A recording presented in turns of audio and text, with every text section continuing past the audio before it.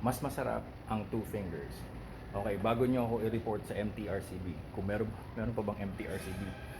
Ito yon, big bike riding tips. Okay, big bike riding tips. Use two fingers for the brake lever and use two fingers for the clutch. Mas masarap ang dalawang daliri.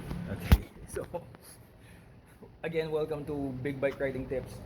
Kung naintindihan mo na kung para saan yung tip na yon, then thank you so much. I will see you on the next video. This man cannot ride. Kung gusto mo ng maliwanag, simple lang naman. Ano yung benefits kung bakit mas recommended na gumamit ng dalawang daliri? Two fingers two fingers is more delicious.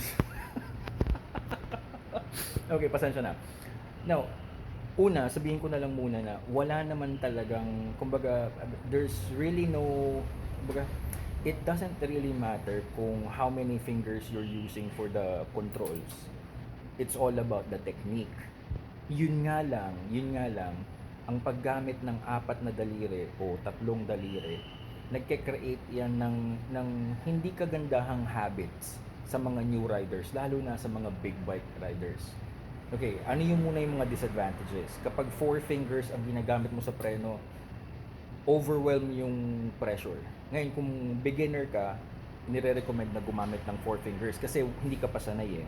Pero kapag matagal ka na nag-ride, I recommend you use two fingers na. Minsan nga, one finger or one finger. Okay? So, kapag four fingers, it's overwhelming. Now, ito ang sasabi ko, pag for your braking hand, your middle finger is for power, do sa lever, and your pointer finger is for finesse. So this is power and this is finesse. And pag pinagsama mo sila, that means smooth braking skill. And it's the same thing. It is the same thing with the clutch. Kapag sa clutch naman, ito yung advantage naman ng ano is kapag gamit mo dalawang daliri sa clutch, yung dalawang daliri na maliliit, yun yung meron ka pang control sa handlebar. And this one, you can use for the clutch. And two fingers again, smooth ang iyong clutch modulation.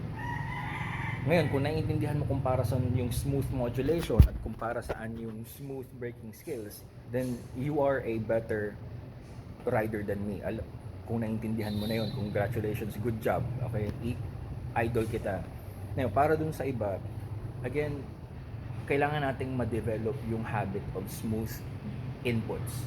Lahat ng inputs, throttle input, braking input, clutch input, steering input, yung kahit sa paa, kahit yung shifting input, lahat dapat yan is smooth. Kasi hindi natin dapat ginugulat yung motor. Kasi ang kalaban ng motor is yung pagkawala ng stability. Pag nawalan ng stability, mahihirapan ka ng kontrolin yung motor. Pag nawalan ka na ng control sa motor mo, then ayun na yung magiging source na mawalan ka ng kumpiyansa, pwede kang madisgrasya. Again, mas masarap ang dalawang daliri. So use two fingers for your controls. I will see you on the next video. It's a man cannot.